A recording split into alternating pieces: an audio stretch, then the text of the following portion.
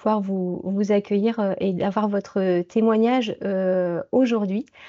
J'en profite pour remercier notre directeur général des services de la région Bourgogne-Franche-Comté de nous avoir mis en contact et d'avoir permis à la délégation de la modernisation de l'action publique que je représente d'avoir pu explorer ce sujet cette année.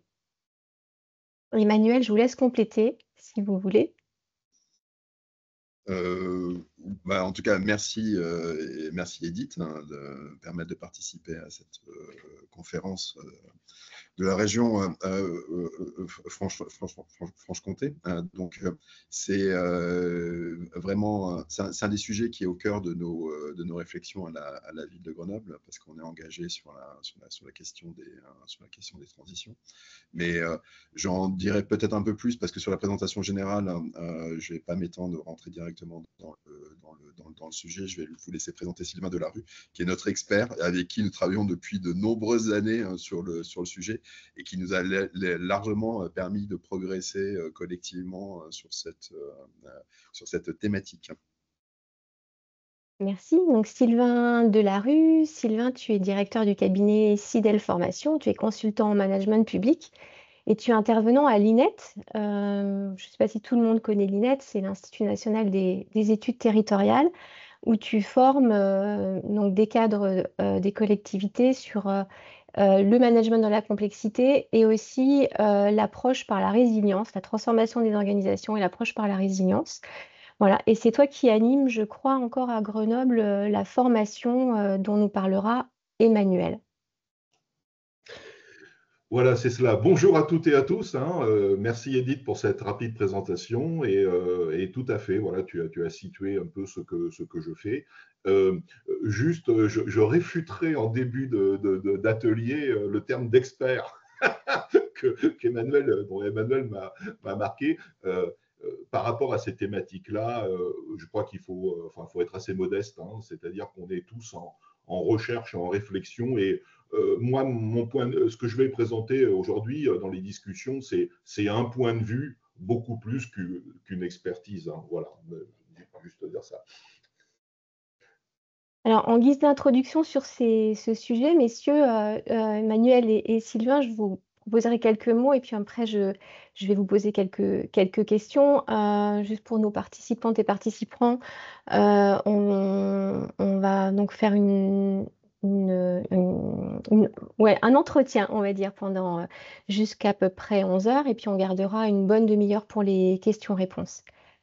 Alors c'est vrai que ce sujet, il est pas évident, enfin c'est pas forcément évident d'entrer dedans et puis de le circonscrire, mais je dirais qu'on vit un moment historique singulier. On est dans un temps qui est marqué par les crises, par l'incertitude. On est confronté dans des échanges, des controverses. En tant qu'aussi agent public, on doit faire coexister, articuler parfois des objectifs qui sont pas toujours cohérents, qui sont antagonistes. Voilà, c'est des moments qui ne sont pas forcément faciles. On vit des situations, des événements, des chocs aussi qu'on a parfois du mal à comprendre, du mal à maîtriser. Et je crois que c'est un des chercheurs, Sylvain, ce que je n'ai pas précisé, que effectivement, toi, tu allies l'intérêt aussi de ton intervention. Tu commences aussi à nous former à la région Bourgogne-Franche-Comté sur ce sujet. Tu allies la théorie et la pratique. Et un des personnes que tu cites souvent disait que c'est dans cette situation-là, nous, en tant qu'agents publics, on a de quoi se sentir parfois un peu submergé. Alors, cet échange, ce que je vous ai proposé à tous les deux, c'est qu'on puisse à la fois mettre des mots sur cette notion de complexité, en comprendre quelles sont les conséquences humaines, les conséquences professionnelles, et puis nous éclairer aussi, vous éclairer sur comment, manager et équipe, comment on peut naviguer dans cet environnement un peu incertain, que certains appellent le monde VICA. Je pense que Emmanuel ou Sylvain vous en reparlerez.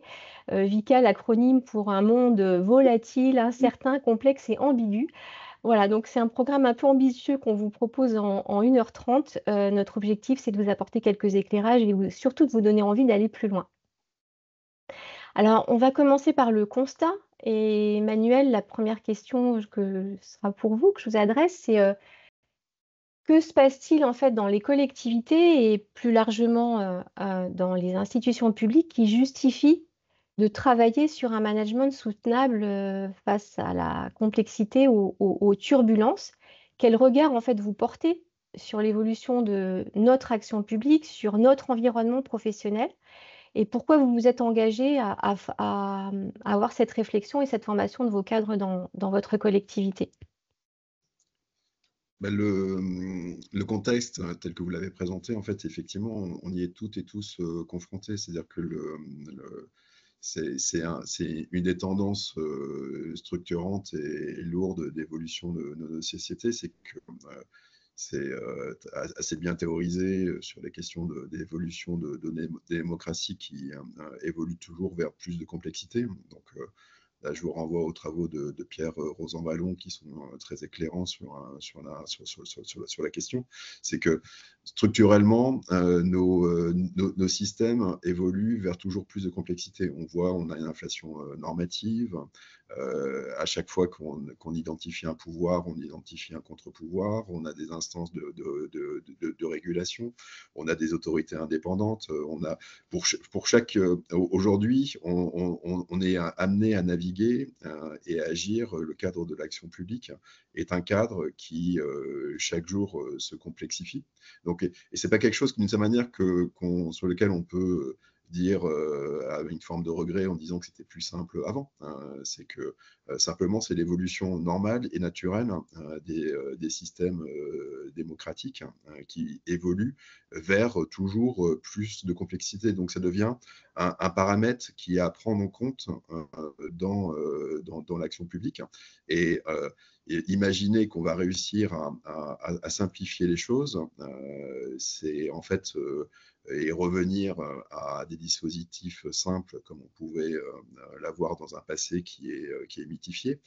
C'est en fait c'est une illusion et il vaut mieux prendre conscience du fait qu'on a évolué et agir dans un cadre complexe et le prendre en compte comme étant un des domaines dans lequel il faut qu'on arrive à s'organiser pour faire face à cette complexité du cadre. Quand on y rajoute les défis climatiques et les défis environnementaux, et puis au sein de la ville de Grenoble, on est très engagé sur les questions des transitions environnementales et sociales, ça donne également un autre élément de complexité, parce que les objectifs d'une transition sociale et environnementale qu'on définit à Grenoble en faisant référence à la théorie des villes en transition de Revokins, c'est-à-dire qu'on cherche à établir un nouvel équilibre entre nos systèmes urbains, notre civilisation urbaine et les ressources planétaires. Ça demande de repenser beaucoup de choses et de remettre en question une grande partie du cadre dans lequel on a fondé et dont on a hérité sur l'organisation de nos institutions publiques et de l'action publique. Ce cadre, qu'il soit législatif, organisationnel, managérial, même parfois un certain nombre de référentiels que l'on a sur nos schémas de pensée, on est amené à devoir repenser ce cadre hérité principalement du XXe siècle, pour se mettre dans un nouvel objectif d'équilibre entre nos systèmes urbains et les ressources naturelles de la planète. Donc, l'ensemble de ces éléments amène nécessairement des problèmes qui sont extrêmement complexes. Donc, la complexité, c'est un sujet qu'on ne peut pas...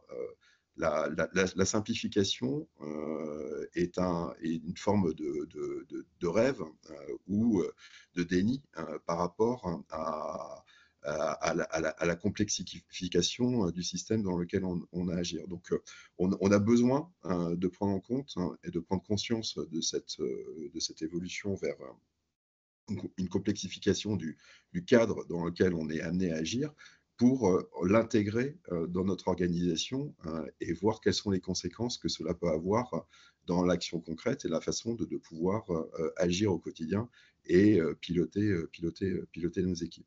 C'est la raison pour laquelle on a engagé ce cycle de formation et qu'on a commencé à adapter nos dispositifs d'organisation et prendre en compte un certain nombre d'éléments dans notre projet d'administration pour prendre en compte cette complexité, étant non pas quelque chose qu'il faut qu'on essaie de combattre, mais quelque chose qu'il faut qu'on essaie de prendre en compte et de s'adapter à la complexification du cadre dans lequel on est amené à agir. Merci Emmanuel.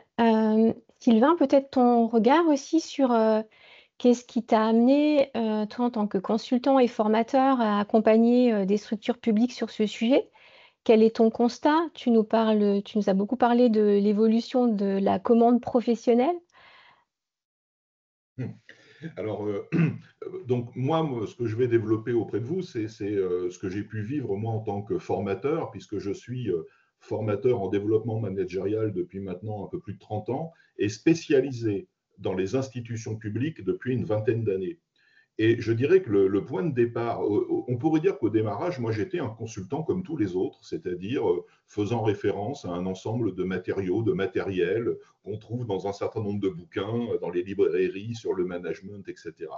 Et puis, à un moment donné, on est quand même obligé d'écouter ce que disent les stagiaires qu'on a dans nos salles de formation, les cadres qu'on rencontrait. Et à un moment donné, il me disait, Sylvain, c'est bien gentil, tes techniques, tes outils de management que tu nous donnes, mais tu ne te rends pas compte, on nous demande tout et son contraire en même temps.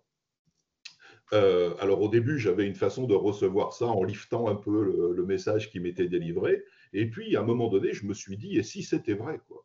Et si c'était vrai que, à côté d'une vision un peu plus traditionnelle de la commande professionnelle envers les cadres, avec des objectifs cohérents, avec des moyens affectés, avec des processus stabilisés, et si c'était vrai qu'aujourd'hui, ces encadrants étaient dans quelque chose d'autre. Et je me suis mis, ça date d'une quinzaine d'années, à rechercher un cadre de pensée qui me permettrait d'apporter peut-être des réponses plus pertinentes. Et c'est à ce moment que j'ai trouvé les travaux, notamment d'Edgar Morin, sur la pensée complexe, et puis plus largement la systémique avec Le Moigne, avec un certain nombre d'auteurs, mais qui m'ont conduit, dans le fond, à repenser totalement différemment les choses. Dans ma formation personnelle, moi, j'ai un point de vue d'ergonome aussi. Et depuis quelques années, j'ai essayé de travailler sur ce que j'appelle le management soutenable de la performance publique, c'est-à-dire comment on peut en même temps tenir le fait qu'une organisation publique réponde à tous les impératifs et toutes les exigences qui lui tombent sur le coin du museau, et d'un autre côté, comment on peut faire que ce soit vivable pour les acteurs et les ressources humaines à l'intérieur. Quand je parle ressources humaines, je vais de l'agent aux élus. Parce que je tiens à dire que même si notre angle aujourd'hui, c'est le management, les élus aussi vivent cette complexité et ça a d'ailleurs des conséquences sur leur mode de fonctionnement et c'est peut-être un sujet sur lequel on pourra échanger tout à l'heure. Mais en tout cas, voilà comment je suis rentré là-dedans. Et pour ne pas faire trop long, mais je voudrais dire que moi, je constate aujourd'hui, puisque j'ai un œil transversal sur toutes les collectivités où je mène des missions, il y a une tension qui s'exerce pour les managers à tous les niveaux qui est très forte, et pour les agents aussi, mais les managers, de par le rôle et la commande qu'ils ont à jouer, sont vraiment au cœur de la mâchoire. Il y a une tension entre une action publique en territoire que je désigne moi comme un jardin de complexité au pluriel. C'est-à-dire, la notion de jardin de complexité est un peu poétique, mais enfin, vous le voyez bien dans vos environnements professionnels, que ce soit ces fameuses injonctions paradoxales, l'ensemble de ces exigences qui tournent autour de nous, que ce soit la question des relations interscalaires entre les niveaux micro, méso, macro et méta, avec voilà, que ce soit les retours qu'évoquait Emmanuel de notre environnement, qui nous ramène en récursivité des effets vers nos organisations, des territoires qui finalement vivent des situations où, que ce soit sur le plan humain, économique ou environnemental, on a des effets qui reviennent vers nous, que ce soit aussi vers ces nouvelles problématiques sur lesquelles on n'a pas forcément des réponses toutes faites. Vous le voyez bien, on est sur des questions, comme tu le disais, Edith, qui peuvent faire des controverses, mais on est aussi parfois sur des problématiques sans solution parfaite et dans lesquelles on tâtonne. Hein, voilà.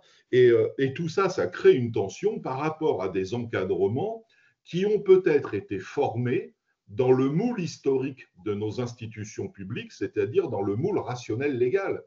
Et c'est-à-dire des personnes qui estiment qu'il faut prévoir, planifier, structurer, et qu'après, une fois qu'on a fait ça, on va dérouler tranquillement ce qui a été… voilà.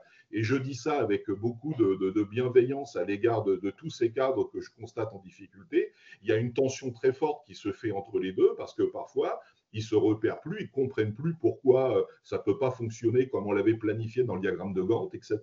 Et il y a une vraie tension qui peut aller très très loin, et parfois un repliement de ces fonctions managériales, et parfois une perte d'aisance dans le travail. Voilà. Et je pense que c'est vraiment un enjeu de veiller à ce que nos managers, nos encadrants, toutes les personnes qui jouent des rôles d'encadrement hiérarchique ou de projet, travaillent collectivement leur robustesse. Le terme de robustesse est un mot-clé de cette approche que nous développons. Voilà, je n'irai pas plus loin.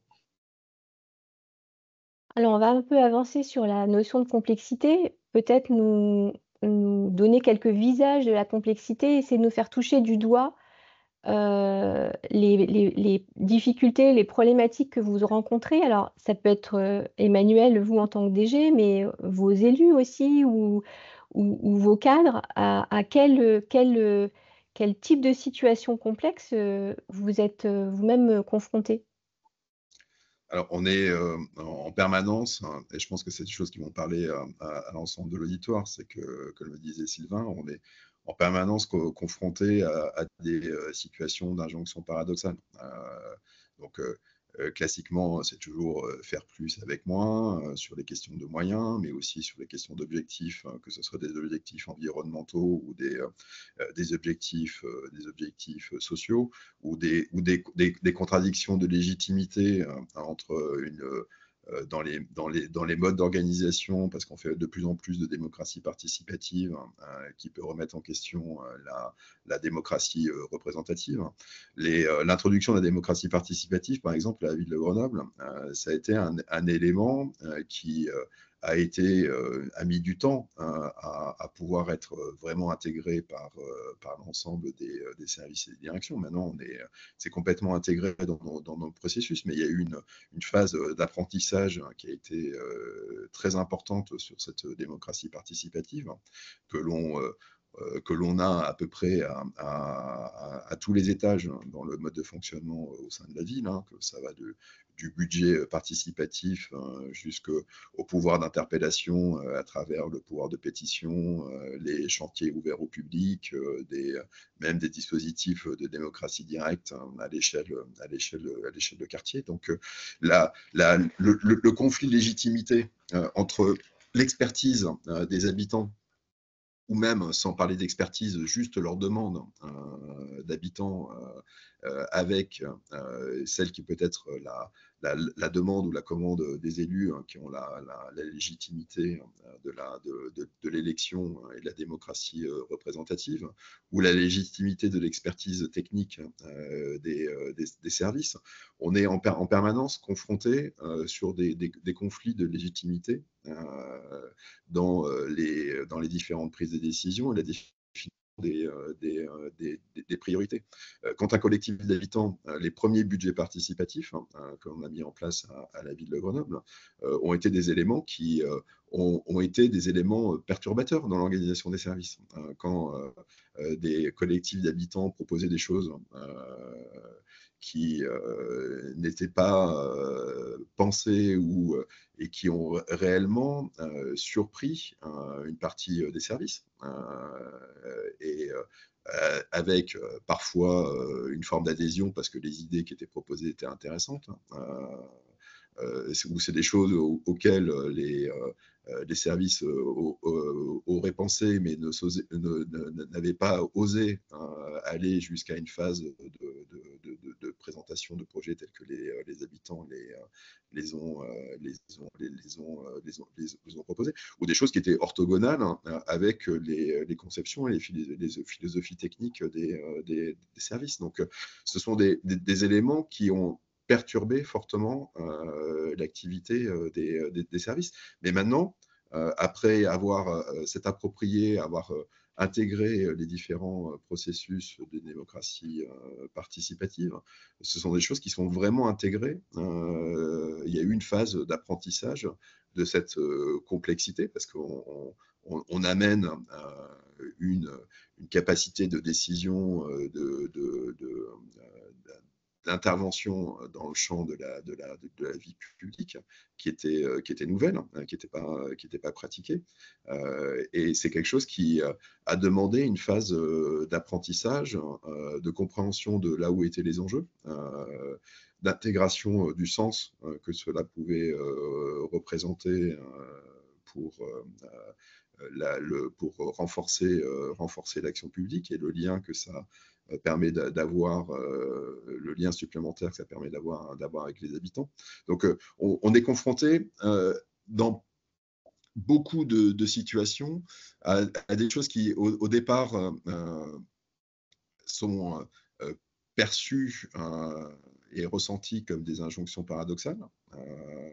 Qu'on arrive à pouvoir dépasser, mais avec un vrai travail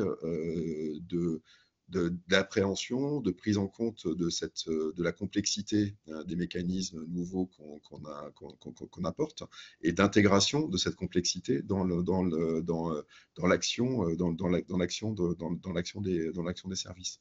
Donc ça, c'est quelques exemples, mais on peut en avoir plein d'autres parce que c'est à peu près tous les champs de l'action publique qui se retrouvent confrontés avec ce type de potentielles injonctions paradoxales. On a aussi un autre élément dans notre fonctionnement interne, c'est qu'au sein de la ville de Grenoble, on peut avoir des temps de fonctionnement très horizontaux. Alors c'est à la fois un élément de complexité, mais c'est aussi un élément de réponse. C'est-à-dire qu'on a des temps de travail très réguliers, à peu près toutes les semaines, de groupes de travail avec les élus et les services, dans lesquels on a un mode de fonctionnement qui est assez horizontal, qu'on soit élu, membre de la direction générale, directeur, quel que soit chef de service ou même agent, quel que soit le positionnement. On a des temps de prise de parole qui sont très horizontaux, où tout le monde peut intervenir à peu près au même niveau. Ensuite, et ce qui permet d'être très efficace dans la résolution des problèmes. Après, quand il y a besoin de prendre une décision, effectivement, cette décision, elle revient aux élus qui ont un mandat démocratique représentatif, qui prennent une décision, mais sur la base d'orientations qui ont été partagées sur un schéma qui est assez horizontal. Donc, c'est à la fois un mode d'organisation qui nous permet de répondre à ces sujets de complexité, mais c'est en soi aussi un mode de complexité un petit peu dans notre organisation, parce que c'est quelque chose qui n'est pas naturel. C'est quelque chose qui n'est pas qui a demandé un apprentissage, parce que ce n'est pas dans le mode de fonctionnement habituel d'une collectivité où il y a une séparation nette entre le politique et le technique.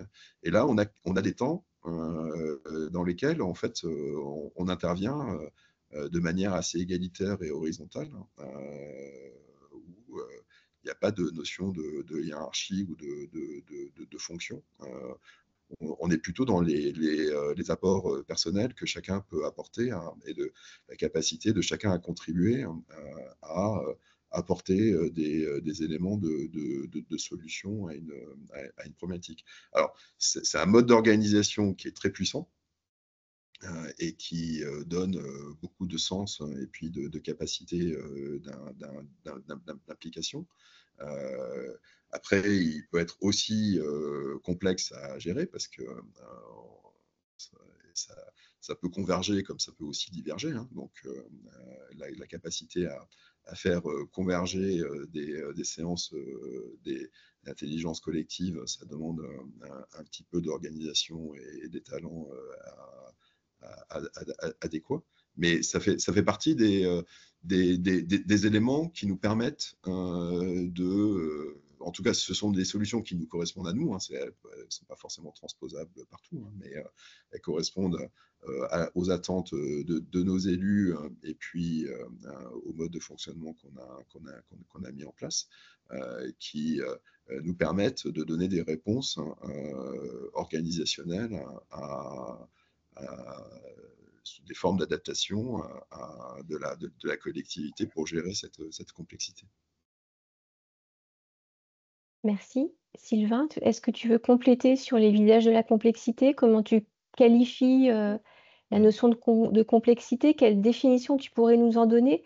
Et puis peut-être une question complémentaire, c'est voilà, on entend souvent c'est compliqué. Voilà. Là, on parle pas de compliqué, on parle de complexe. Et comment est-ce qu'on reconnaît en fait, comment une équipe, un manager, un DG reconnaît une situation complexe? Ok, alors d'abord, je répondrai peut-être sur les visages de la complexité tels qu'un encadrement intermédiaire peut le vivre. Parce que ces travaux que nous menons sur la robustesse et sur comment faire face à ces complexités qu'on évoque depuis tout à l'heure, moi, il me semble que ça oblige à apporter un soin tout particulier au management des managers, c'est-à-dire aux encadrements intermédiaires. Si cette catégorie de personnel d'encadrement, on ne l'aide pas justement à grandir dans ces approches-là, ils ne pourront pas jouer le rôle dont on a besoin dans nos collectivités en termes d'adaptation, d'évolution, de réponse de haut niveau. Comment ces encadrements intermédiaires vivent la complexité? Je dirais qu'il y a deux aspects que je rencontre dans les collectivités où finalement où on démarre, quoi, hein. Qu'est-ce que je trouve en face de moi? D'abord, ils ne vivent pas ça sous l'angle de la complexité, ils vivent ça sous l'angle du dysfonctionnement en disant « ça déconne ». Nos élus ne parviennent plus à prendre des décisions. Quand ils en prennent une, elle change tout le temps. Il faut surtout se dépêcher de ne pas mettre en œuvre parce que ça bouge. On a lancé des projets et puis maintenant, il faut l'arrêter. Il y a des cahiers des charges de projets qui se modifient tout le temps. On ne sait plus très bien comment ça fonctionne. Il y a des chefs de projet transversaux qui viennent s'occuper de sujets qui sont dans ma direction. Et en fait, vous voyez, je m'arrête là parce que je pense que vous pourriez continuer la litanie de tout ça. Mais en fait, le premier visage de la complexité pour un encadrement intermédiaire, c'est surtout qu'il a le sentiment que ça déconne par rapport à un idéal de fonctionnement qui serait un idéal carré, structuré, sérieux, avec des processus. Et donc, sans s'habituer, sans apprivoiser un peu ces notions de complexité, ça sent la dépression nerveuse pour beaucoup de cadres qui sont formés, je dirais, au modèle très, très structuré, très légal. La transversalité dont vient de parler Emmanuel, ça met les gens en transe, hein. Je veux dire, en tout cas, sur certains aspects, parce que ça vient heurter, comme le disait Emmanuel, des cultures antécédentes. Vous le savez, hein, les collectivités sont pas, les institutions publiques ne sont pas du tout homogènes les unes avec les autres. Il y en a qui ont déjà fait de grands chemins là-dessus et d'autres pas du tout. Mais parfois, ces appels à la transversalité, ils viennent heurter des précarés, des relations de pouvoir que vous connaissez. Donc, le premier visage de la complexité, ça se présente d'abord sous l'angle du dysfonctionnement. Et moi, je crois très important, justement, d'aider l'ensemble des équipes à passer de ce constat de dysfonctionnement à la compréhension des degrés de complexité qu'il s'agit de. Parce que sinon, qu'est-ce qui se met en place? Ce qui se met en place, c'est une perte de confiance et c'est un effondrement des coopérations avec des replis sur soi. Il y a beaucoup de collectivités où on intervient, où on ressent ça, où les gens finalement se replient, les confiances se sont dégradées sur la ligne verticale, elles se sont aussi dégradées sur la ligne transversale. Globalement, tout est toujours de la faute de la DRH, hein, qui ne fait pas ce qu'il faut, qui ne met pas les personnes dans les postes, etc. Donc, ça, c'est un des visages. Mais il y a le deuxième visage de la complexité qui me paraît tout aussi important. En fait, c'est là où les encadrements n'ont pas pris la mesure avant d'agir qu'il y avait une complexité à prendre en compte. Et je voudrais insister sur le fait que la complexité, dans l'approche anglo-saxonne, c'est des faits objectifs, volatilité, incertitude. Dans l'approche d'Edgar Morin, la complexité, c'est un choix de regard. Je veux prendre un exemple concret pour bien me faire comprendre. un encadrement doit enclencher un processus de changement organisationnel dans son pôle ou dans sa direction. Il peut y aller en choisissant le regard simple, hein. C'est-à-dire, en gros, on ne va pas s'emmerder, on roule, on attaque, on fait une réunion de lancement, et puis on déploie, etc. Et puis, on va demander aux acteurs d'avoir la gentillesse de bien vouloir se couler avec bonheur dans la nouvelle organisation. Ça, c'est le regard simple. Et peut-être que ça va échouer, mais si ça échoue, ou si ça crée une montée de l'absentéisme, ou si ça ne marche pas, on va avoir une réponse. Ils sont en résistance au changement, ces gens-là. Et en fait, vous voyez que la non prise en compte de la complexité, c'est se lancer dans l'action un peu comme une locomotive. Bravo pour le dynamisme, mais parfois ça va provoquer comme effet des ratages complets, et on l'a vu sur de multiples situations, vous en avez peut-être vécu, hein, des mutualisations, des fusions, des choses, des réorganisations qui provoquent finalement une énorme difficulté, de la perte d'efficacité en ligne pendant longtemps, quoi. Donc, ce qui est intéressant, c'est de passer de l'approche anglo-saxonne où la complexité, c'est un peu objectivable, à l'idée de se dire que, en fait, cette époque que nous vivons, elle oblige les encadrants à devenir plus stratégiques en mobilisant, en se disant, le changement, l'opération qu'on me demande de conduire, quelle paire de lunettes elle me demande de mettre sur mon nez? Est-ce que je peux y aller avec une paire de lunettes simple, c'est-à-dire parce que je suis dans quelque chose de connu, j'ai suffisamment d'éléments de repère? Est-ce que je dois mettre la paire de lunettes complexe parce que je sens que ce projet-là, il va venir chercher des personnes, des jeux d'acteurs, des complexités de travail qu'il faut que je le travaille différemment? Voilà. Et je voulais insister sur cette dimension parce que pour moi, les visages de la complexité pour un encadrement intermédiaire, c'est ce qu'il vit comme un dysfonctionnement, mais aussi ce qu'il n'a pas du tout perçu comme étant des conditions de réussite stratégique à des opérations qu'il a menées. Et c'est ça que, sur la ville de Grenoble, à travers le module qu'on a mis en place depuis 8 ans, là, c'est vraiment à ça qu'on essaye de sensibiliser les encadrements pour, à un moment donné, qu'ils sachent quand c'est nécessaire, prendre le regard complexe et devenir beaucoup plus stratégique dans la façon de travailler. Je ne sais pas si, je crois que je n'ai répondu qu'à une partie de ta question, Edith, mais je voulais Mais on va avancer, on va avancer. Du coup, une situation complexe, tu disais, tu parlais de repli. Alors, le risque de repli managérial, c'est une des conséquences possibles de ces situations de complexité. Est-ce que tu peux nous expliquer les mécanismes qui sont à l'œuvre?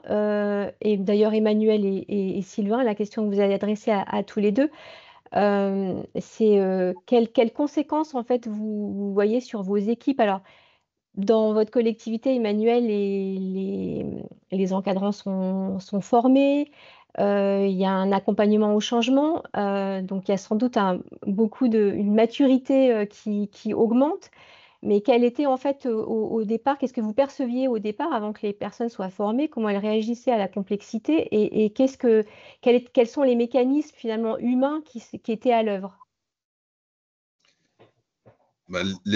C'est un peu ce que Sylvain a très bien décrit, c'est-à-dire que face à la complexité ou une injonction paradoxale, et puis nos organisations, des injonctions paradoxales, elles en produisent tous les jours et des quantités colossales, quoi. Donc le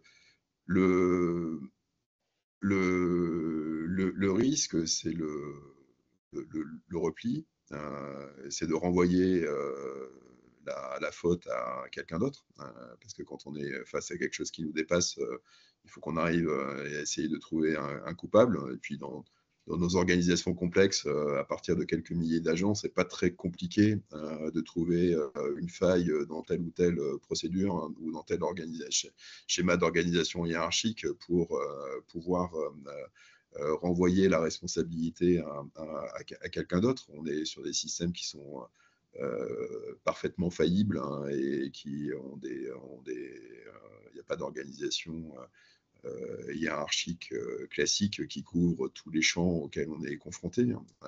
Et forcément, il y a toujours la possibilité de pouvoir renvoyer la balle à quelqu'un d'autre. Et puis c'est des grands classiques dans l'organisation hiérarchique, et on connaît tous des très grands spécialistes dans nos différentes équipes qui savent faire ça de manière admirable. Hein. Donc, c'est un vrai talent qui peut se développer dans les grandes organisations. D'ailleurs, qu'elles soient publiques ou privées, hein, ça ne change pas grand-chose parce que c'est des fondamentaux d'organisation bureaucratique qui sont à peu près les mêmes. Donc on a ces mécanismes de défense. Donc,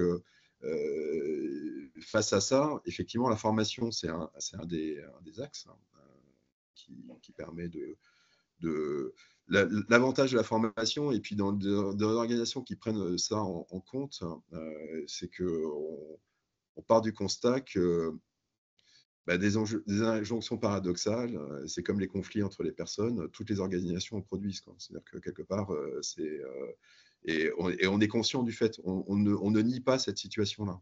C'est-à-dire que de la même manière, sur la question des conflits entre les personnes, toutes les organisations produisent forcément des conflits interpersonnels. Donc, à la ville de Grenoble, on a mis en place un système dans lequel, dans notre projet d'administration, s'il y a des situations de conflit, la première chose qu'on attend, c'est que les personnes essayent d'en prendre conscience et puis d'essayer de les résoudre. Si ça ne marche pas, on a un système de médiation qui est mis en place par notre direction des ressources humaines, et on aide avec un tiers des personnes à dépasser leurs conflits. Et si vraiment la médiation ne fonctionne pas, là, on fait intervenir l'autorité hiérarchique, mais qui généralement se trouve dans des situations de jugement de Salomon qui n'est pas forcément très efficace pour l'organisation. Mais on intègre le fait que l'organisation génère des conflits. De la même manière, nos organisations génèrent des injonctions paradoxales. Donc, on essaye de former un maximum de personnes pour prendre en compte cette dimension-là. Et on a mis en place dans notre organisation, dans notre projet d'administration, ce qu'on a appelé le mode staff, qui est face à une injonction paradoxale, n'importe quel agent, n'importe quel cadre dans la collectivité a le droit de mobiliser un staff, donc, et sous 24 ou 48 heures, il peut réunir la demi-douzaine ou la dizaine de personnes. C'est lui qui les choisit, hein, c'est la personne qui est à l'origine du staff, qui choisit les personnes avec qui il veut réunir le staff, qui peuvent l'aider à dépasser son problème d'injonction paradoxale, donc, y compris pour répondre à votre question, Edith, de savoir comment est-ce que le DGS détermine si un sujet est complexe ou pas. Ce n'est pas moi qui le détermine, c'est chaque personne qui a le droit de déterminer si le sujet auquel il est confronté est complexe et demande la réalisation d'un mode staff.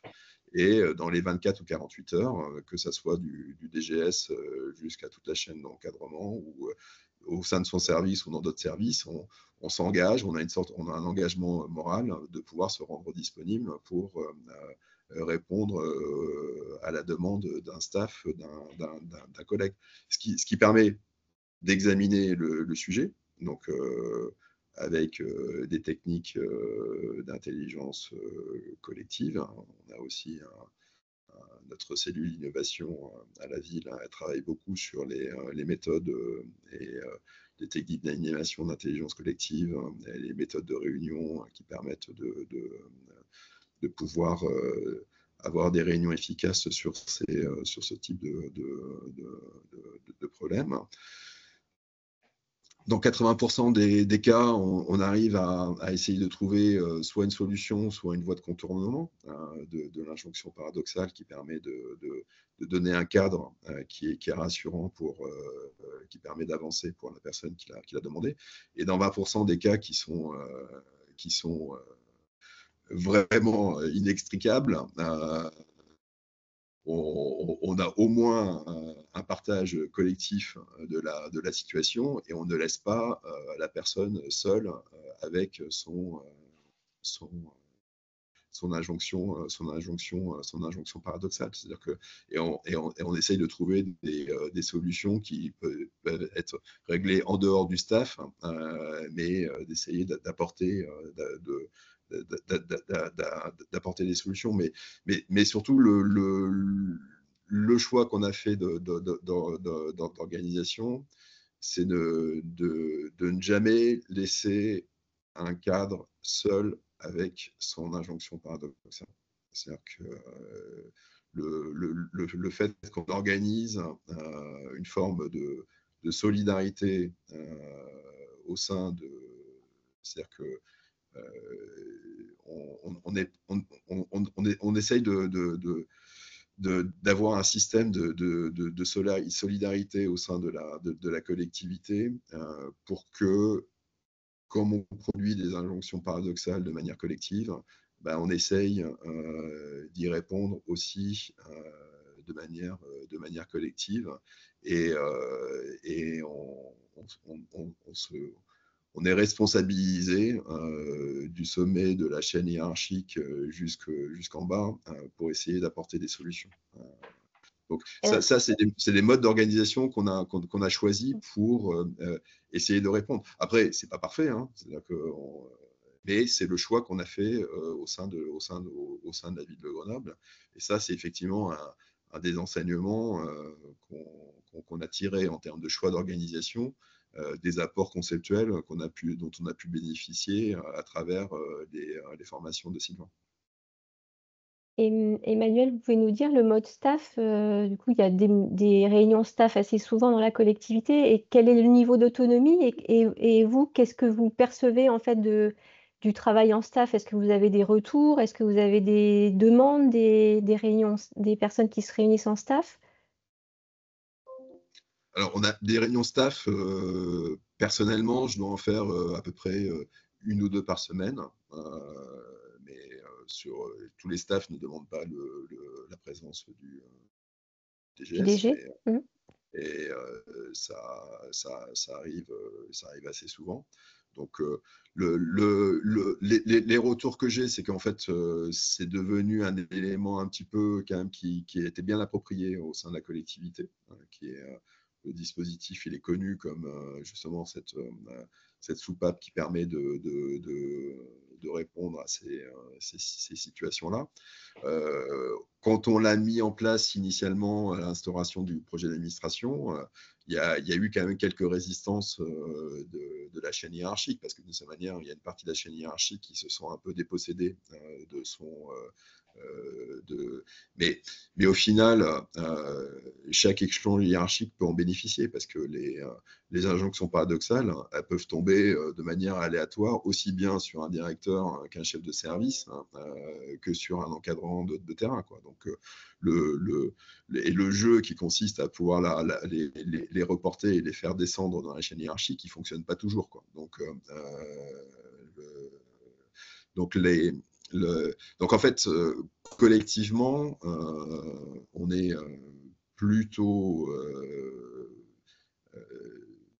le collectif de managers est quand même gagnant par ce mode de fonctionnement. Donc, ce qui permet de renforcer son adhésion et puis son développement. La formation qui a été proposée a permis à vos cadres d'apprivoiser la complexité. J'aime bien ces mots-là que Sylvain nous donne en formation, en disant, et vous l'avez rappelé, Emmanuel, de toute façon, on n'a pas le choix. Donc, c'est pas un regret qu'on doit avoir, mais il faut avancer et adapter nos pratiques en fonction du monde dans lequel on évolue. Du coup, Sylvain, est-ce que tu peux nous dire, donc dans notre contexte, qu'est-ce que tu préconises pour une structure publique pour faire face à cette complexité et faire face à ces turbulences? Alors, il y a dans le fond trois niveaux de choses à faire, me semble-t-il. D'abord, je pense qu'il faut oser verbaliser, mettre en mots mettre des mots sur cette complexité et sur ces turbulences que l'on peut vivre. La première chose, j'observe parfois que les encadrements peuvent avoir tendance à minimiser les choses, à dire mais non, c'est clair en fait, etc. Et je pense que c'est une mauvaise tactique. Je pense que si on veut emmener nos équipes face à ça, les rendre plus robustes, il faut accepter le fait qu'il y a effectivement ces niveaux de complexité, ces injonctions paradoxales, comme l'a dit, mais aussi ces incertitudes, beaucoup, ces volatilités de situation, et que ça fait partie de l'univers professionnel dans lequel évoluent les personnes. Donc pour moi, c'est un premier niveau, c'est faire conscientiser, mettre des mots, en reliant avec des réalités vécues par les personnes. Et effectivement, ça ne manque pas. Et les gens y trouvent. En fait, quand on arrive à faire ça, les gens, ça les soulage. Ils disent ah, enfin, c'est dit, quoi. Parce que sinon, quel est le péril quand c'est pas repéré? C'est la culpabilisation des autres ou c'est la culpabilisation de soi. Et je rencontre des cadres qui sont en plein milieu de leur vie professionnelle, qui ont du mal à comprendre pourquoi ils s'en tirent moins bien qu'avant. Alors, ça ne se dit pas tout de suite, mais quand on a fait connaissance après la pause, etc., ils me disent, c'est bizarre. Normalement, moi, j'ai de l'expérience, je connais mon métier et j'ai l'impression de moi bien m'en sortir. S'il n'y a pas une prise, une découverte, un apprivoisement de cette complexité, on risque d'aller vers ces notions de culpabilité. Deuxième élément, il faut bien voir quand même que, et Emmanuel l'a évoqué, hein, ça vient toucher quelques logiciels profonds de nos modes de fonctionnement. Ce que j'appelle les logiciels profonds, ce sont des choses qui se sont un peu décantées à l'insu de notre plein gré. Voilà. Par exemple, il n'est pas du tout évident, les fameuses injonctions paradoxales, dans les approches d'Edgar Morin, ça renvoie à sa théorie de la dialogique, c'est-à-dire une dialogique, ce sont des objectifs simultanés et qui, en première lecture, sont antagonistes, mais dont il s'agit pourtant de faire un tout. Par exemple, l'économique et le social. Par exemple, le développement territorial et la prise en compte des questions environnementales. Par exemple, faire plus avec moins. Mais ça devient un tout. C'est ça une dialogique. Et en fait, on se rend compte que dans nos logiciels profonds, mais ça tient à nos formations, ça tient aussi à nos habitudes mentales, on n'a pas été vraiment formé à ça. À penser les contraires en même temps, à penser en mode dialogique, c'est pas quelque chose qui nous... On est plus rompu à il y a un objectif, on organise l'action au service de cet objectif, on y va. Deuxième logiciel mental que je vois à l'œuvre dans l'action, c'est quand on conduit une opération de changement, par exemple, on adore avoir défini ex ante à l'avance la cible à laquelle on veut arriver. Eh bien, aujourd'hui, dans les enjeux de crise et de complexité que nous vivons, il y a un certain nombre de sujets qu'on peut encore conduire comme ça, mais il y en a beaucoup qui vont devoir finalement se définir in itinéré, chemin faisant, parce qu'on n'a plus forcément la capacité dans un avenir incertain à se donner une cible à l'avance, et donc on perd cette sécurité stratégique finalement d'avoir défini une cible, et donc on va y aller pas à pas, on va construire chaque pas amenant quelque chose, ce qu'on appelle les démarches chemin faisant ou in itinéré. Mais ça, on est, encore une fois, pour beaucoup d'acteurs, c'est vachement insécurisant, quoi. Et d'ailleurs, c'est intéressant de voir que dans le lexique du changement, c'est le mot transition qui a gagné la bataille. Transition. Et transition, ça veut dire quoi par rapport au changement? C'est que être en transition, ça veut dire qu'on a dû quitter quelque chose, qu'on est en chemin, mais qu'on ne sait pas encore exactement où on doit arriver. Une transition, c'est un mouvement. D'accord? Et du coup, là encore, on vit une forme d'insécurisation des équipes parce qu'on doit travailler dans certains cas sur ce modèle-là. Pas dans tous les cas, voilà. Et puis enfin, un dernier logiciel profond, alors celui-ci, c'est un grand élément, c'est que nos organigrammes traditionnels, avant qu'on ne développe la transversalité, nous ont construit le cerveau dans un modèle attributif. C'est-à-dire que chaque encadrant s'est vu attribuer un pôle, une direction, etc. et va avoir tendance, dans le fond, à fonctionner en considérant que sa raison d'être, c'est le succès de ses objectifs sectoriels. Et l'idée étant que si chacun à son poste réussit ses objectifs sectoriels, eh bien, au total, les vaches seront bien gardées, la collectivité va gagner. Eh bien, c'est plus vrai aujourd'hui, ça. Parce que pour que ce soit vrai, il faudrait qu'on soit dans une étape, dans une période où les moyens sont illimités et où finalement il y a plus de moyens que de besoins cumulés de tout le monde. Quand vous préparez le cycle budgétaire, je ne pense pas que vous soyez dans ces périodes-là. Que se passe-t-il en fait avec cette logique attributive? On se retrouve, quand il y a moins de riz dans la gamelle, ce que j'appelle l'effet Koh-Lanta, quand les moyens sont tendus, voire en dessous, tous les encadrements en modèle attributif se retrouvent en concurrence les uns avec les autres pour la conquête des ressources et l'éloignement des emmerdements. Et ils vont voir les répartiteurs de ressources que sont le DGS, la DRH, le directeur financier, au titre de la légitimité de leur secteur. Ce modèle attributif, vous le voyez, il amène énormément de dysfonctionnements. Alors, je ne sais pas si j'ose en parler, mais en plus, dans ce lobbying interne, il n'est pas tout à fait équitable parce qu'il y a des divas. Il y a des gens à qui on ne peut pas vraiment dire non, etc. Voilà. Bon, enfin, je ne m'étale pas sur cet aspect. Et en fait, dans le logiciel profond, l'idée, c'est de développer une posture contributive. Mais c'est un état mental, c'est une posture mentale, le contributif. Et ça consiste à considérer qu'un encadrement dans la délégation qu'il a reçue d'être, par exemple, à la direction de la culture, d'être, etc., eh bien, à un moment donné, il est là pour contribuer au résultat collectif et pas seulement pour satisfaire ses objectifs sectoriels. Et vous voyez, l'idée, c'est ma raison d'être, c'est la contribution sectorielle que j'ai au résultat d'ensemble. Et il y a un DGS à qui je présentais ça il y a quelques années qui me dit « De la rue, c'est bien votre truc là, parce que vous comprenez de la rue. J'ai une équipe de directeurs et je voudrais avoir une équipe de direction. » Et j'ai trouvé que cette phrase, elle était extrêmement forte. Je vais demander l'autorisation de la voler, de lui voler. Et voilà, j'ai une équipe de directeurs et je voudrais avoir une équipe de direction. Là, ça, c'est les logiciels profonds. Et ça, c'est des choses qui nous permettent d'aller vers les transversalités qu'Emmanuel met en œuvre à Grenoble. Alors, comment on fait pour passer d'un système attributif à un système contributif? Qu'est-ce qu'on peut mettre en place? Alors, Emmanuel nous a parlé du mode staff qui, je suppose, contribue largement à développer le collectif, la contribution à la transversalité. Peut-être que vous avez mis en place d'autres choses, Emmanuel, ou quelle est votre vision de cette...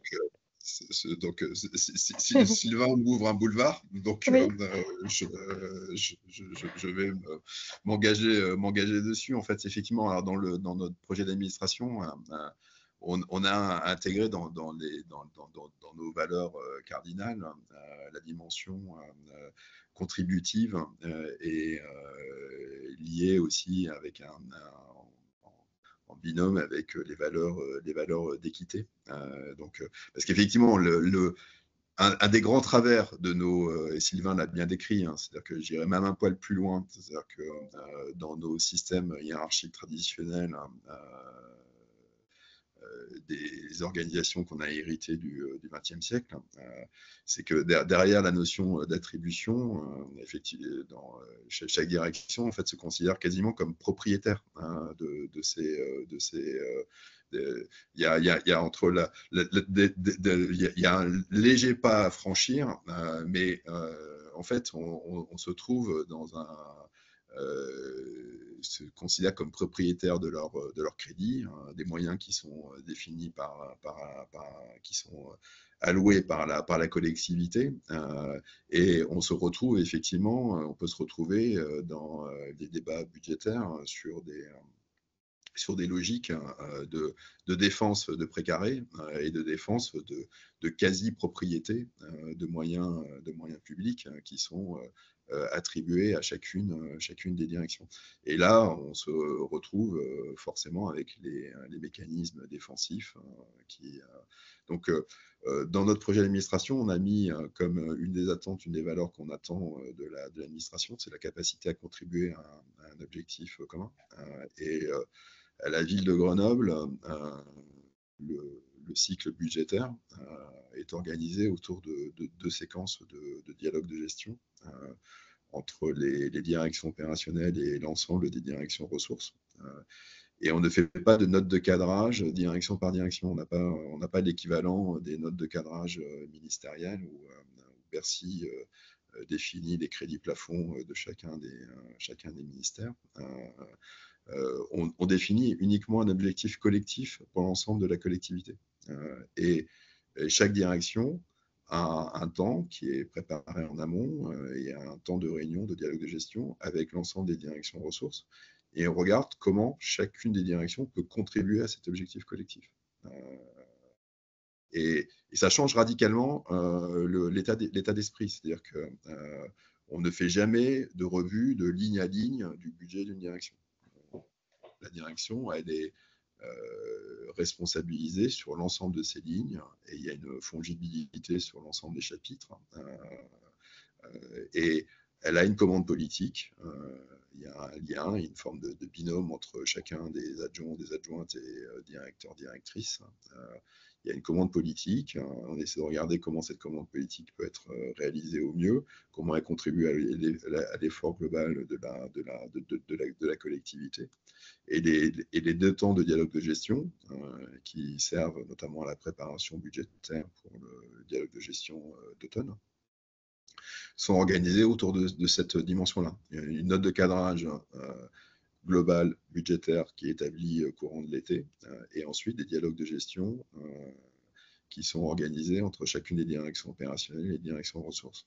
Donc, et miraculeusement, on y arrive. C'est-à-dire qu'on a toujours réussi, sans définir d'objectifs direction par direction, d'efforts budgétaires, on arrive chaque année à boucler notre budget parce qu'on met en avant la capacité, on attend, et le dialogue entre la direction opérationnelle et les directions ressources est structuré autour de cette capacité à contribuer à un effort global. Donc, c'est pas toujours parfait, hein, donc on ne prétend pas avoir inventé la pierre philosophale, hein, mais structurellement, on est de tenir nos principes d'organisation et de faire vivre cette valeur de contribution plutôt qu'une valeur d'attribution. Et ce qui est attendu, effectivement, parce qu'on revient sur, dans toute organisation collective, alors ça va un peu nous éloigner du sujet sur la question de la complexité, mais c'est une partie c'est que dans toute organisation, on a besoin d'organiser les formes de leadership. Et dans les 3 principales formes de leadership qui sont attendues, on a une forme de leadership qui porte sur la question du sens, donc de donner un cadre, une orientation. Il y a une deuxième forme de leadership qui est attendue sur la répartition équitable des ressources, et là justement sur la logique contribution ou attribution, la direction générale et l'ensemble des directions ressources sont attendus sur cette capacité à maintenir une équité par rapport à un effort global. Et puis après, on a une troisième forme de leadership qui est attendue, mais qui correspond plus à des situations, disons, plutôt de temps de crise, où il y a besoin de prendre des décisions de manière rapide pour faire face à des situations de crise. Donc, c'est l'organisation de notre leadership, hein, on l'organise aussi en fonction des différents temps. On essaye en fait de l'organiser parce qu'il faut rester modeste. On a beaucoup de marge de progression, mais on essaie de le penser dans ce sens-là, où le leadership qui repose sur l'équité, on l'organise à travers ce système contributif et ce mécanisme de dialogue de gestion au sein de la collectivité. Sylvain, je te laisse du coup le dernier mot parce qu'il est 37, on va passer aux questions, mais sur justement le compte attributif, contributif, qu'est-ce que tu conseilles en fait aux équipes que tu accompagnes pour essayer de développer la contribution et oui, voilà, peut-être 2-3 pistes? Ouais, sur les gestes concrets, parce qu'effectivement, donc l'exemple de la préparation budgétaire, par exemple, est un très bon indicateur de voir est-ce qu'on a pu développer justement ces postures contributives, et c'est un des lieux où ça. Voilà. Mais tout simplement, et je pense aussi aux agents et au management de nos équipes de terrain, c'est que si vous souhaitez que vos équipes se mettent en mode contributif, c'est-à-dire qu'elles considèrent que leur raison d'être, c'est la contribution aux résultats d'ensemble, bah déjà, ces résultats d'ensemble, il faut qu'ils soient connus, il faut les rappeler de temps en temps. Et c'est tout bête, hein. Moi, je veux bien contribuer, mais je voudrais bien savoir à quoi. Et donc, il y a souvent des agents, des équipes de terrain pour lesquels les résultats d'ensemble, ce qui est attendu par l'institution territoriale, l'institution publique, n'est pas toujours très, très évident parce que c'est loin de leur quotidien parfois. Et donc, un des gestes concrets vers lequel nous amènent ces réflexions, c'est ce qu'on appelle la réunion starter de l'année, la réunion de lancement de l'année, qui doit se faire, qui à notre sens, hein, dans l'approche qu'on développe, doit se faire très proche des personnes au niveau des chefs de service avec 15-20 personnes, où dans cette réunion starter de l'année, on va pouvoir rappeler, avant de parler de qu'est-ce qu'on va vivre nous sur l'année 2025 qui démarre, on doit pouvoir rappeler quels sont les grands défis de notre pôle ou de notre institution ou de la politique publique dans lequel nous travaillons. C'est-à-dire que concrètement, ça veut dire qu'il y a plus régulièrement qu'on ne le fait aujourd'hui, sans doute parfois, des moments où il faut communiquer sur les résultats collectifs dont les équipes sont contributrices. Et j'insiste là-dessus parce que mes constats montrent que c'est pas du luxe, hein. Et même au niveau de l'encadrement intermédiaire, qui est parfois très mal à l'aise pour mettre en mots, pour mettre en logique ces défis institutionnels liés aux politiques publiques ou au pilotage de leur. Voilà un geste concret très, très, très basique qui, en plus, la réunion starter s'inscrit dans une idée qui est de dynamisation des équipes, qui est de faire vivre chaque année comme un projet, quoi. Hein, on fait vivre, on va lancer 2025, il faut dynamiser les équipes de 2025, et bien on se fait une réunion de lancement. Bon, voilà une petite illustration, et je laisse du temps pour les questions et les Et sur cet outil-là, c'est un petit fiche qu'on pourra mettre à disposition des participantes et des participants après la visio. On aurait beaucoup de choses encore à évoquer, mais le temps court. Il nous reste 20 minutes pour les questions-réponses. Thomas, je te laisse prendre la main. Oui, alors techniquement, comment vous allez faire? Je vous explique. Voilà, si vous avez une question à poser, j'ai vu qu'il y en avait déjà pas mal dans le chat. Je vous invite à lever la main sur Teams. Donc, vous avez une petite main dans vos onglets en haut de votre écran. Vous cliquez dessus, ça va me permettre d'ordonner les personnes à qui je vais autoriser le micro. D'accord? Donc, je vais cliquer moi pour autoriser le micro à cette personne. Et cette personne pourra à ce moment-là activer son micro et sa caméra. Comme ça, on peut voir qui pose la question pour que vous puissiez poser votre question à Sylvain ou Emmanuel ou peut-être à Edith. Alors, il y a déjà une question, c'est très bien, vous avez compris les consignes. Et je vais autoriser le micro à Guy. Tu peux activer ton micro, Guy, pour poser ta question, allumer ta caméra. Ah, vous êtes plusieurs, effectivement. Bonjour, oui, la caméra est allumée. Voilà, donc je vais juste reprendre la question. Alors, elle ne vient pas de moi directement, mais d'un des membres nous sommes 7 là autour de la table. En fait, on a beaucoup parlé à un moment donné de l'encadrement, d'aider l'encadrement intermédiaire. Je crois que c'est Sylvain Delarue qui en a parlé. Et on pose la question au même niveau de l'encadrement stratégique, donc le top management. Comment on peut aider effectivement ce top management à faire face à cette complexité? Voilà. Est-ce qu'on a des exemples de mise en œuvre de ce fonctionnement contributif à ce niveau-là, entre autres?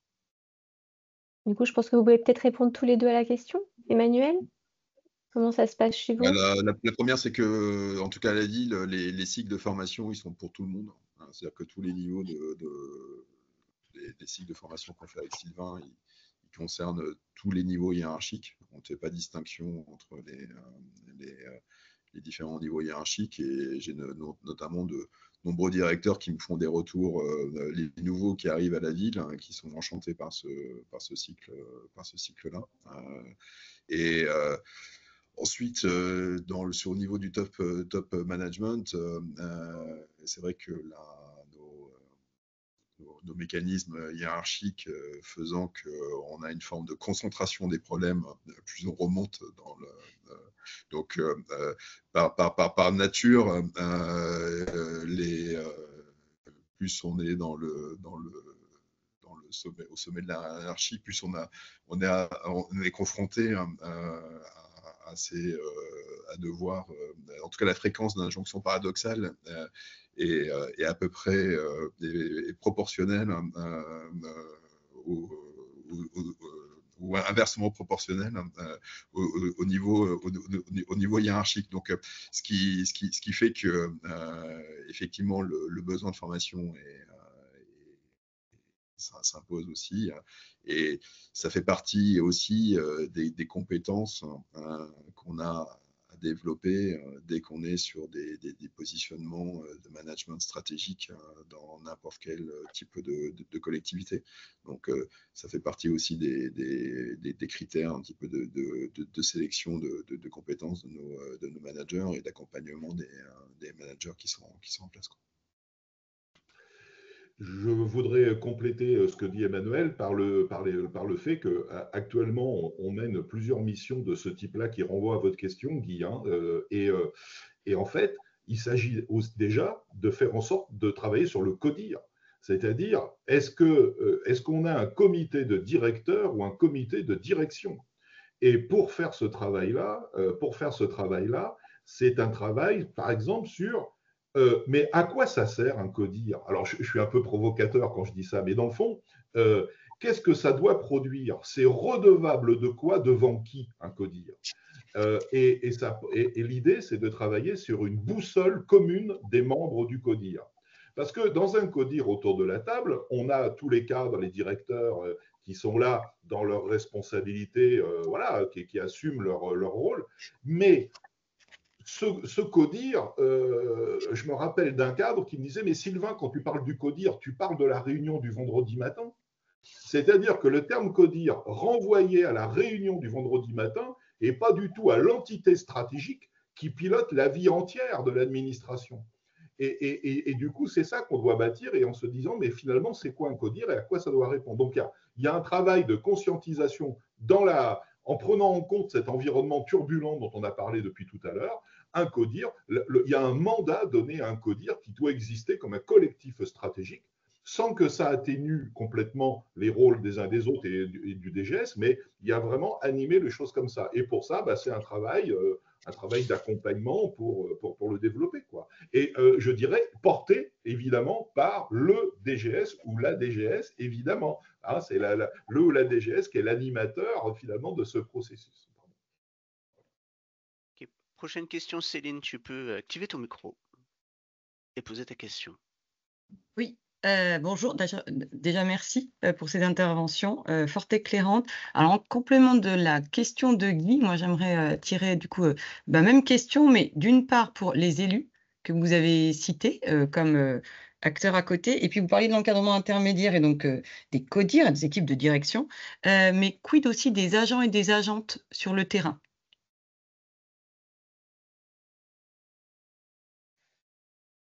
Emmanuel? Élu peut-être, non? Alors, sur la question de la formation des élus, c'est le jour où l'administration décidera de la formation des élus, la République française aura connu une évolution assez importante. Donc, je ne me prononcerai pas sur ce volet-là. Alors, c'est vrai que, en tout cas, côté ville de Grenoble, nous, on a la chance d'avoir des élus qui sont très engagés sur les questions des transitions et qui ont une ouverture sur les nouveaux modes managériaux et qui sont portés sur ces sujets-là. Donc, on n'a pas eu vraiment besoin, on n'a pas ressenti d'enjeux par rapport d'enjeux de formation par rapport à ça dans la relation avec les élus. Notre maire est un ancien cadre de l'industrie avant d'embrasser une carrière d'élu, d'homme politique. Donc, sur ces outils managériaux, il y a des référentiels.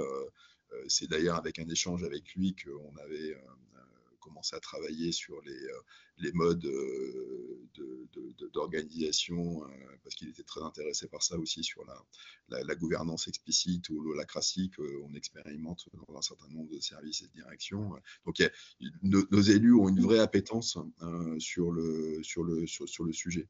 Après, les réunions dont j'ai parlé sur les groupes de travail, ça fait partie un petit peu de la charte de gouvernance de la ville de Grenoble, et sur l'organisation des différentes instances, ce qui fait que c'est une forme de pratique collective qu'on a expérimentée, qui est vrai qu'on ne retrouve pas dans beaucoup de collectivités, en tout cas dans celles dans lesquelles je suis passé. C'est un dispositif qui est assez original, mais donc on n'a pas trop d'enjeux sur ce volet-là. Après, sur les agents de terrain, c'est effectivement un autre champ. Suivant le positionnement des agents, ils peuvent aussi ressentir ce genre de problématiques. Alors, on aborde les choses de manière un peu différente, parce que les injonctions paradoxales, elles remontent quand même assez souvent au niveau de l'encadrement dans nos systèmes hiérarchiques. On est quand même dans un système dans lequel on a l'avantage toujours d'avoir au moins un chef, si ce n'est plusieurs, et vers qui on peut faire remonter ces difficultés. En revanche, ce qu'on ressent plus au niveau des agents de terrain et les réponses qu'on essaie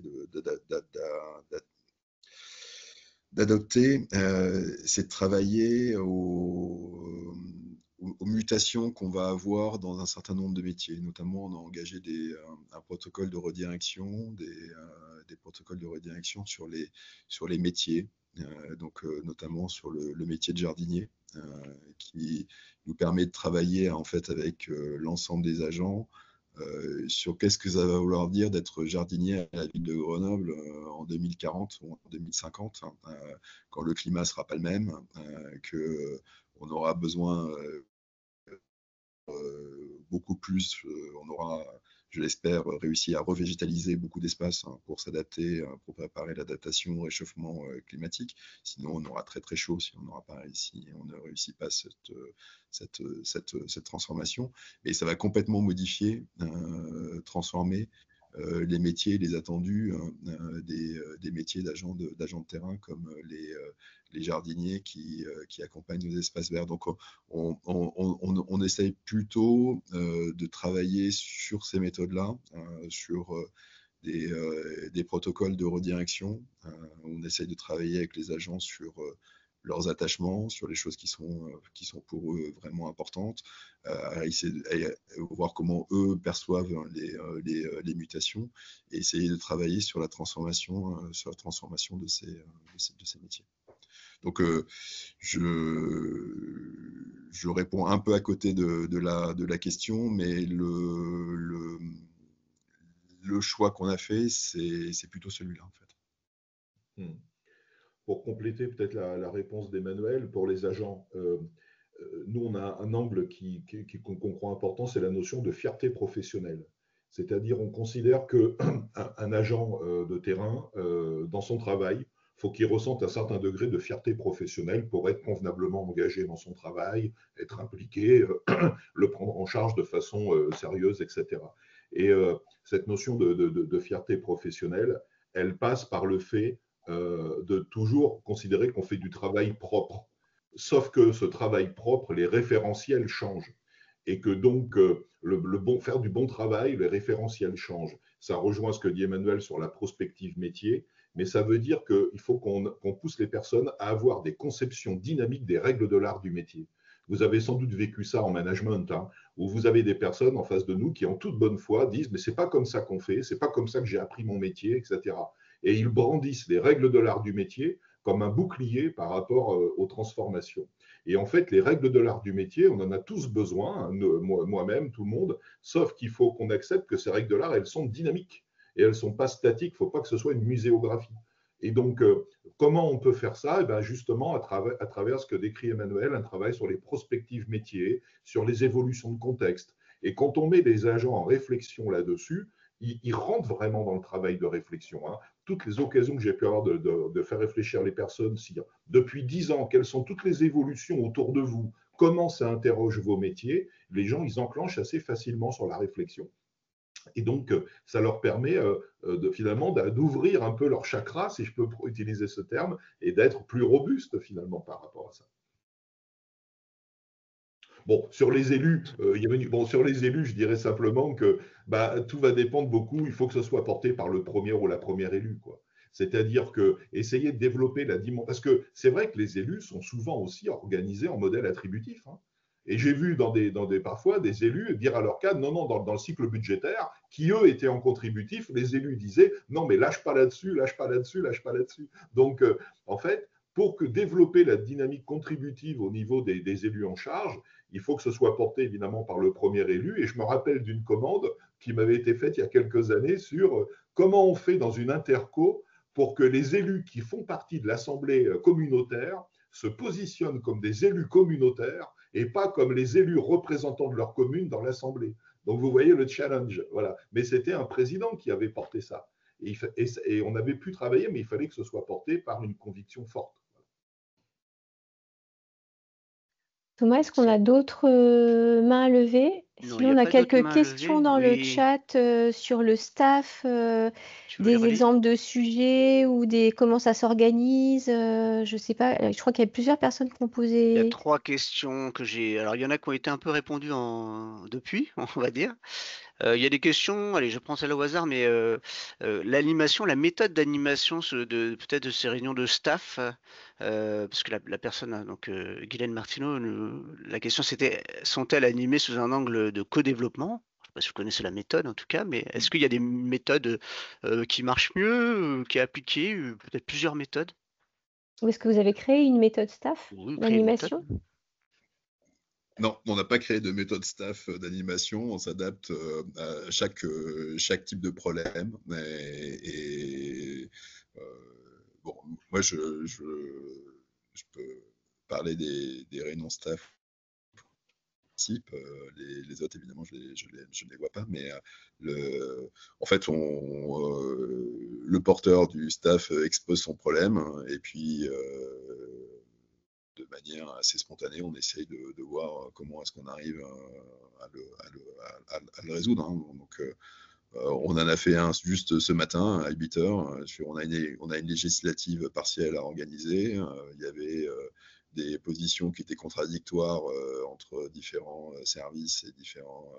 On a juste amené les sujets ensemble hein, et on a trouvé un point de convergence. Donc, ça permet de résoudre. Parfois,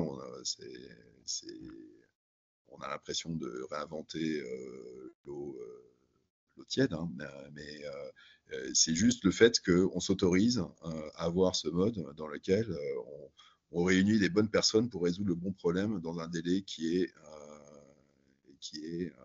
et ça permet de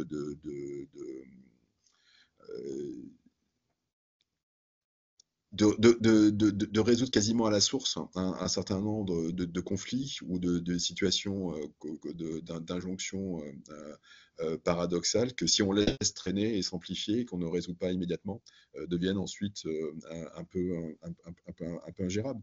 Après, il y a aussi des vraies injonctions paradoxales complexes dans lesquelles sur lesquels on s'adapte. Mais ce qui est important, c'est qu'on face à une difficulté où on ne laisse pas un cadre seul et on lui permet de pouvoir avoir cette possibilité de mobiliser les personnes donc, en fait, il n'y a pas de recette. C'est juste un état d'esprit d'essayer de résoudre les problèmes par intelligence collective et on s'adapte à chacun des problèmes. Ça peut être, ce matin, c'était un exposé par la collègue directrice qui a repris les trucs en essayant de poser une analyse et en ayant les bonnes personnes. D'ailleurs, il y avait aussi une élue, c'était pas uniquement l'administration, donc on avait les personnes qui permettaient d'avoir ces réponses. Elle a eu ses réponses et le problème staff, il est réglé. Donc, et c'est elle qui a pris, de sa manière, l'initiative d'exposer le problème et d'apporter des solutions. Dans d'autres cas, qui sont un peu plus compliqués, ben moi, je prends l'animation de la réunion pour essayer de voir où sont les différents éléments de creuser un petit peu sur l'analyse du problème, faire un diagnostic et porter 2 ou 3 scénarios. Et puis après, collectivement, on essaie de prioriser les différents scénarios scénarios de réponse. Mais on n'a pas de méthode systématique. Et je ne pense pas qu'il y ait une méthode systématique qui réponde à tous les problèmes auxquels on est confronté. Donc, on a besoin d'une capacité d'adaptation. Mais surtout, le seul truc qui est systématique, c'est que on est solidaire et on ne renvoie pas le collègue avec son problème. Donc il n'est pas c'est ton problème, tu te débrouilles avec. C'est pas ton problème, c'est celui de la collectivité et on est solidaire dans la résolution de la situation. On va prendre 2 dernières questions. Oui, Thomas? donc Laura, ton micro est activable. Voilà, tu peux poser la question et je vais activer le deuxième micro pour la suite. Oui, merci beaucoup pour vos interventions. J'aurais souhaité poser une question à Sylvain Delarue par rapport à quand il a évoqué le fait de travailler sa robustesse. Alors bon, quelques pistes ont été évoquées ensuite, mais je voulais savoir s'il en avait d'autres sous le coude. Merci.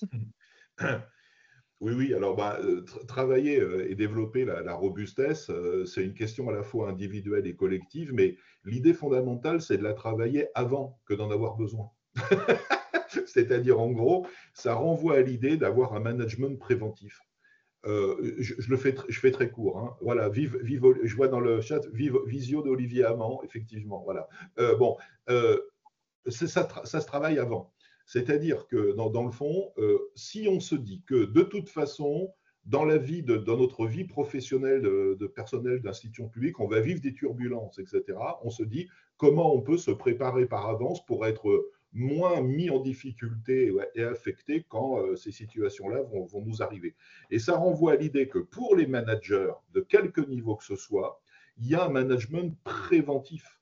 Alors que souvent, on pense au management curatif. On dit comment on fait quand on a une situation comme ça. Déjà, l'idée, c'est de ne pas y aller dans cette situation et quels sont les gestes de ce management préventif. Par exemple, très concrètement, moi, je pense qu'on aide les personnes à être plus robustes si une fois par an, on leur offre des occasions de relever la tête du guidon et de réfléchir sur le contexte, de prendre de la hauteur sur l'évolution des métiers, de prendre de la hauteur sur les processus de décision, sur les niveaux d'exigence des usagers. Ça s'appelle, alors dans le jargon sciences des organisations, version anglo-saxonne, ça s'appelle le SLACK. Le SLACK, c'est S-L-A-C-K, c'est le temps que vous arrivez à arracher au flux de l'activité pour prendre du recul sur des sujets qui ne sont pas des sujets à court terme, casserole et gamelle, mais pour prendre de la hauteur et donc prendre de l'avance. Et voilà. Donc, voilà un des éléments pour construire de la robustesse. Construire de la robustesse, c'est aussi pouvoir disposer d'étagères mentales, de repères un peu mentaux qui permettent finalement d'affronter différentes situations professionnelles, que ce soit au niveau des agents ou des cadres. Voilà. Merci Sylvain. On va prendre la dernière question, Monsieur Dacosta. Votre micro est activable. Je vous laisse poser la question et ce sera la dernière. Bon, moi, je salue tout le monde, les intervenants en particulier et les animateurs. Avant d'adresser les remerciements, je voudrais dire l'intérêt que j'ai pu avoir à suivre ce temps de conférence pour plusieurs raisons. La première, c'est que quand même, on se sent moins seul.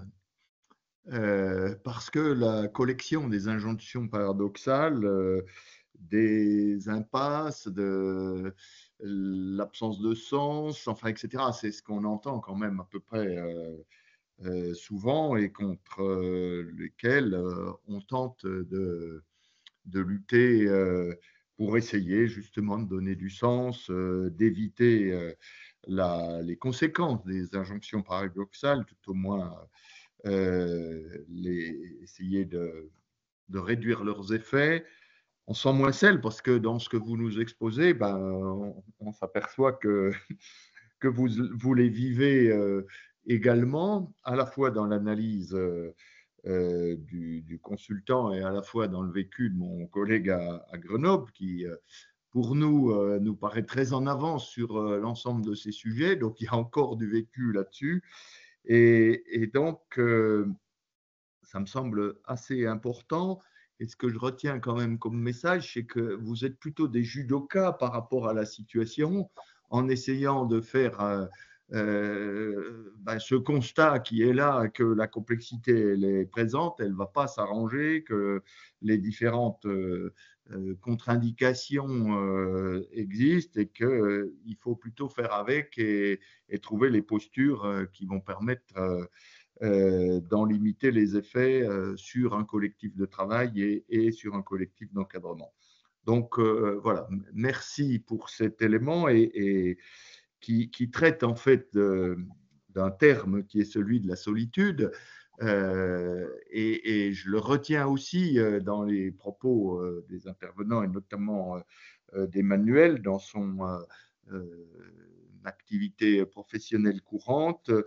Effectivement, le pire, c'est de se sentir seul, d'avoir une charge, de se sentir acculé par cette charge, cette complexité, ce questionnement, et puis ne plus avoir d'issue. L'impasse, c'est pire que l'injonction paradoxale.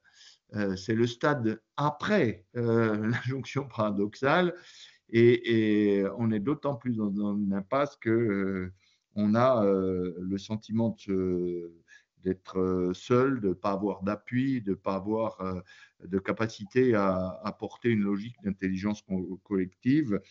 Je me permets de le dire comme ça parce qu'il y a eu des travaux sur le côté solitude du directeur général ou de la directrice générale, parce qu'au fond, quand on regarde derrière, il n'y a plus grand monde, mais c'est le collectif de direction qui est l'oxygène du système. Donc, voilà, moi je retiens ce terme-là. Nous, là, au nom de la région Bourgogne-Franche-Comté, mais dans le cadre de cette conférence au titre du mois de l'innovation publique, eh bien, je pense qu'on peut sentir que la situation générale des organisations, elle est aussi celle-là, et donc on n'est pas un cas particulier. Et puis enfin, dans nos réalités de vécu quotidien, le message sur quelles dispositions on peut mettre pour s'assurer que chacun ne soit pas dans son impasse de la solitude, qui a des répercussions sur l'équilibre personnel de façon majeure, hein, parce qu'au fond, c'est bien ça qu'on vise, c'est la performance de nos organisations, mais aussi la protection de nos collègues, collaborateurs, etc. Donc, merci pour cet aspect-là. Merci aussi pour l'expression qui nous permet de passer des observations de nature théorique au caractère pragmatique de leur tentative de résolution. Parce que souvent, parfois, quand on aborde ces sujets d'organisation, de schéma d'organisation, de résolution de problématiques d'organisation, on se sent écrasé par la dimension conceptuelle, théorique, etc. Et au fond, tout ce qui relève du management ne relève que de la relation humaine, de la réalité, de la considération qu'on a les uns entre les autres, et des tentatives de résolution qui reposent aussi sur des spécificités de nos secteurs, de nos compositions d'équipe et du pragmatisme qu'on doit y associer. Donc, ce passage de la dimension conceptuelle théorique vers des réponses pragmatiques, il me semble assez intéressant. Et on a pu voir par les témoignages qu'il y avait là peut-être même des essais, dont à Grenoble, vous n'avez pas encore mesuré tout le caractère pertinent ou peut-être parfois en voie d'adaptation. Mais voilà, il faut essayer de mettre en place des dispositions pour aller dans ce sens-là et vous avez montré que vous saviez le faire et que vous pouviez le faire. Donc, merci pour cela. Donc, voilà, moi, j'étais un auditeur attentif. Je pense que les collègues au sein du conseil régional, avec la délégation à la modernisation de l'action publique et l'ensemble des collègues, des pionniers de l'innovation, etc., seront aussi capitalisés sur cette conférence, sur les références que ça peut donner et donc les initiatives que ça peut susciter.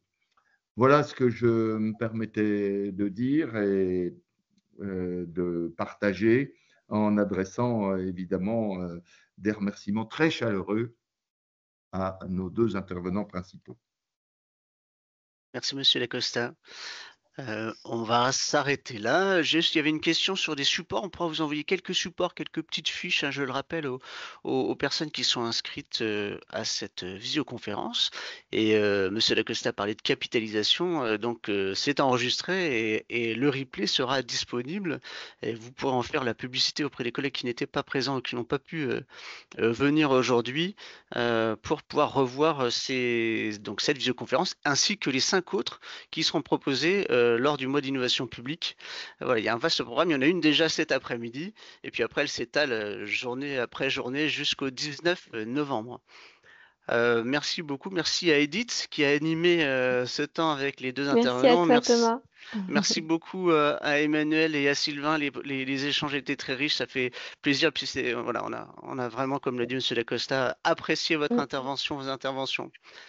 Merci à vous. Merci pour l'invitation à la région Bourgogne, Franche-Comté. Merci Gilles. Merci à tous, à toutes.